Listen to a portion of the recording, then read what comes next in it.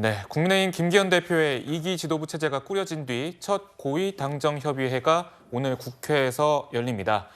구장훈 차장님, 네, 국회에서 고위당정협의회가 열리는 게 한 9개월 만이라면서요? 그렇습니다. 일반적으로 이제 고위당정회의는 일요일 오후에 많이 열립니다. 그래서 이제 정부에서는 주로 총리, 그리고 대통령실에서는 대통령 비서실장, 그리고 당에서는 당대표와 원내대표, 그리고 사무총장 이렇게 당 3역이 참여해서 앞으로 한 주간의 어떤 국정 운영의 기조를 어떻게 가져갈 것인가, 국민에게 어떤 정책을 집중적으로 설명할 것인가, 이걸 사전 협의하는 것이거든요. 그러니까 당과 대통령실은 어떻게 보면 집권 여당이라는 한 팀이기 때문에 이 원보이스를 내기 위해서 이 고위 당정 협의를 가져왔습니다.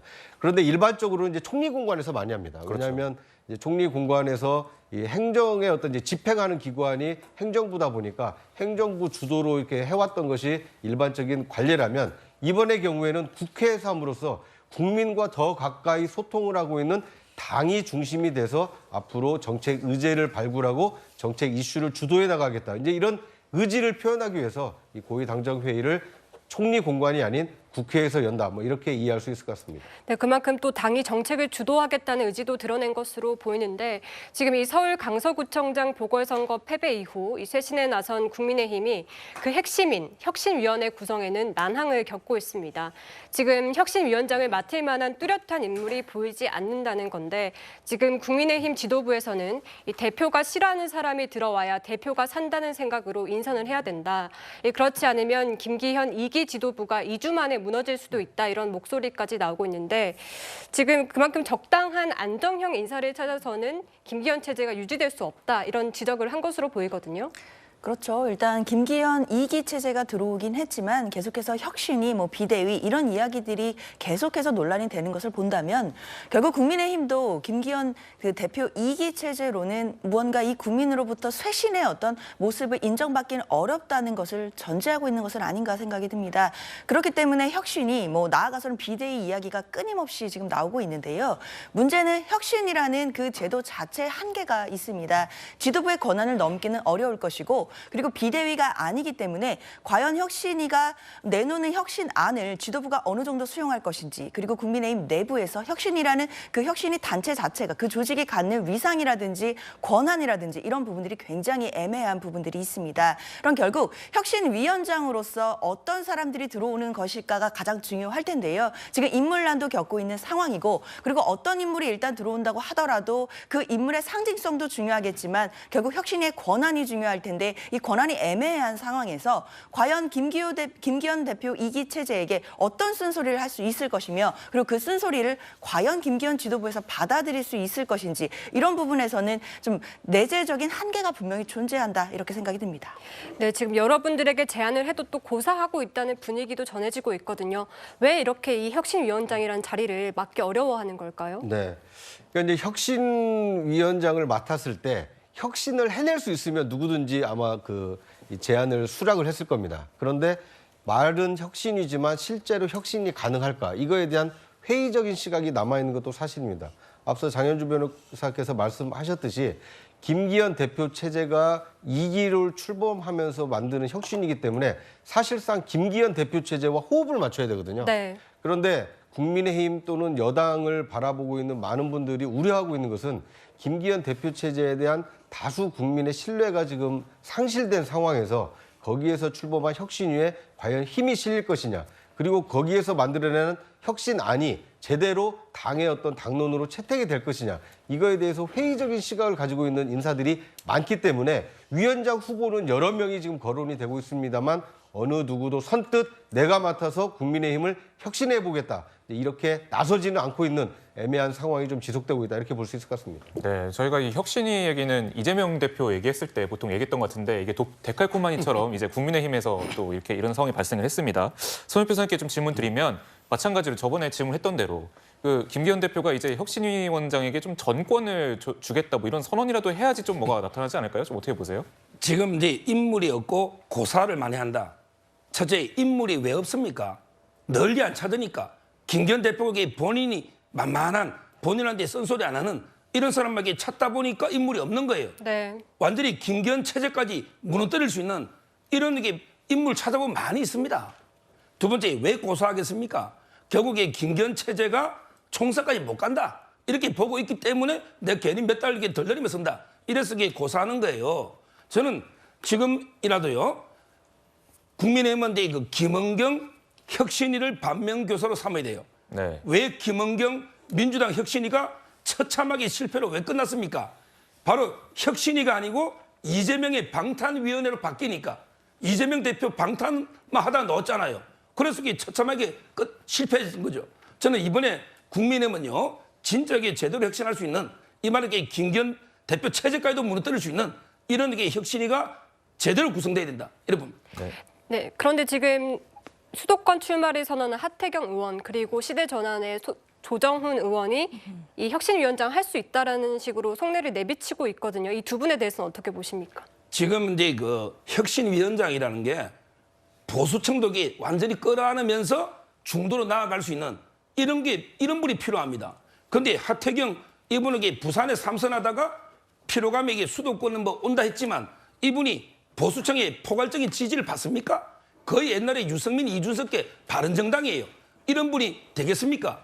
그다음에 조정훈 의원도 훌륭한 분이지만 그동안 이게 보수를 위해서 무슨 일을 해왔습니까? 민주당에 있다가 이제 넘어온 거예요. 이런 분 하면요. 윤석열 대통령 지지율이 이번에 갤럽이 앞에 했죠. 3% 빠진 거. 어디서 빠진지 한번 보세요. 대구 경북에서 13%가 빠진 겁니다. 네. 지금 이게 보수층이 윤석열 대통령을 떠나간 거예요. 네. 왜? 김기현 체제를 그대로 유지하니. 이번에 그 사무총장 인사 받잖아요.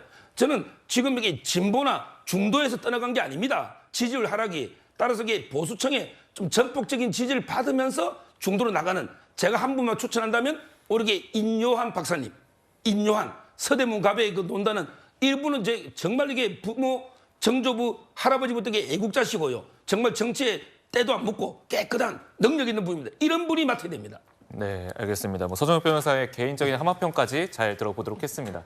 자, 선거를 앞두고 여권 내부에선 김기현 체제로는 내년 총선을 치르기 어렵다라는 회의론도 있습니다. 그래서 김한길 국민통합위원회 위원장이 거론되는데요. 먼저 듣고 이야기 나눠보겠습니다. 국민통합위원회의 이 활동과 정책 제언들은 저한테도 많은 어떤 통찰을 줬다고 저는 확신합니다. 다만 그것이 얼마나 이 정책 집행으로 이어졌는지는 저와 또 우리 내각에서 좀 많이 돌이켜보고 반성도 좀 많이 하겠습니다. 네, 윤석열 대통령이 김한길 국민통합위원장과 국민통합위에 힘을 실는 발언을 내놓으면서 역할론이 주목되고 있는 상황인데 구정 차장님, 네. 지금 뭐 비상대책위원장이나 선거대책위원장 함화평이 나오고 있는데 뭐 여당의 기존에 있던 인물들이 좀 받아들일 수 있을까요? 좀 어떻게 보시는지요? 글쎄요, 여러 가지 지금 아마 고심이 계속되는 것으로 보입니다. 왜냐하면 이 강서구청장 재보선이 223개 구청장 중에 하나, 기초단체장 중에 하나 이렇게 볼 수도 있습니다만 그 강서구가 가지고 있는 특히 이 수도권 민심을 약간의 대표하고 있는 거 아니냐 이렇게 이해가 되면서 내년 총선에서는 지금 여당 국민의힘의 경우에는 굉장히 빨간불이 들어온 상황입니다. 그러다 보니까 어떻게든지 등 돌린 민심을 바꾸기 위한 다양한 논의가 지금 진행이 되고 있고요. 앞서 지금 국민의힘의 경우에는 임명직들이 다 사퇴함으로써 새로운 김기현 대표 2기 체제를 출범을 준비를 하고 있습니다만 지금 어떻게 보면 여당과 굉장히 이 정서적 교감이 가까운 것으로 알려진 서정욱 변호사마저도 김기현 체제를 무너뜨려야 된다라고 주장할 만큼 네. 지금 여당으로서는 굉장히 혼란스러운 상황입니다. 그러다 보니까 기존은 김기현 대표 체제를 당분간 유지하고 싶어 하나 김기현 대표 체제를 유지하는 것으로 과연 민심을 되돌릴 수 있겠느냐. 그러다 보니까 제2, 제3의 대안이 거론이 되고 있고 그 제2 대안으로 거론되고 있는 인물 중에 하나가 지금 김한길 국민통합위원장입니다. 김한길 통합위원장이 주목을 받으면서 지금 국민의힘이 김기현 대표 체제로 내년에 계속 뭐 공심위를 구성해서 총선을 치를 것이냐 아니면 신당을 창당하거나 아니면 재창당 수준으로 아주 면모를 일신할 것이냐 이 새로운 이 시나리오와 가능성이 지금 제기가 되고 있는 상황입니다. 앞으로 김한길 국민통합위원장이 어떤 역할을 맡게 되느냐에 따라서 국민의힘의 진로가 크게 달라질 수 있지 않을까 예상이 되고요. 과거에도 보면 여당이 선거에서 참패했을 경우에는 혁신위를 구성을 해서 잠시 뭔가 변화를 꾀하다가 혁신위만으로는 안 되겠다라는 판단이 들었을 때는 기존 지도 체제를 무너뜨리고 비상대책위원회 체제를 출범을 시켜서 총선을 치른 경우도 있기 때문에 아마 국민의힘의 진로는 김기현 대표 체제 2기가 순항하느냐 아니면 그 난초를 만나서 이 새로운 어떤 비대위 체제로 전환되느냐 이것은 좀 더 시간을 가지고 지켜볼 필요가 있어 보입니다.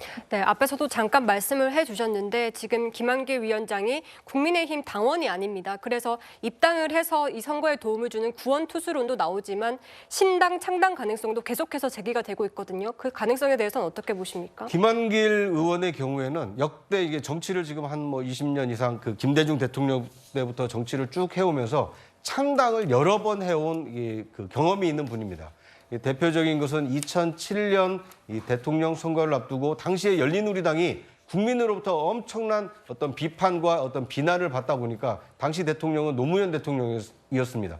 노 대통령에 대한 인기가 굉장히 저조해지다 보니까 해처 모여식 창당을 한 적이 있습니다. 그래서 대통합민주신당이라는 새로운 당을 만들어서 거기에서 대선 후보를 선출해서 그 한나라당 이명박 후보와 이 선거를 치른 적이 있습니다. 물론 500만 표 이상의 큰 표차로 떨어지긴 했습니다만 어쨌든 열린우리당을 해체하고 대통합민주신당을 창당한 경험이 있고요. 그리고 그 이후에는 안철수 그 무소속 이 대선 후보와 합당을 해서 새정치민주연합이라는 당시 거대 야당을 출범시키는데 일조를 한 일이 있습니다.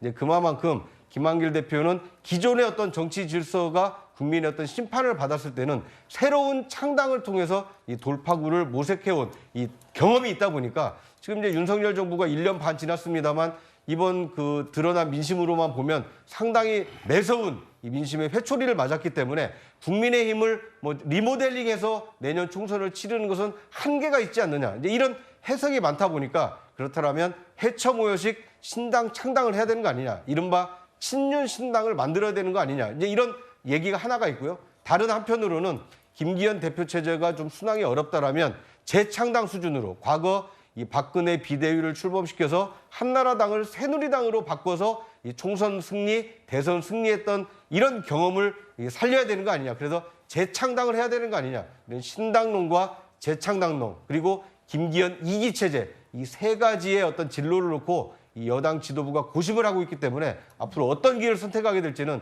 좀 시간을 갖고 지켜볼 필요가 있어 보입니다. 네.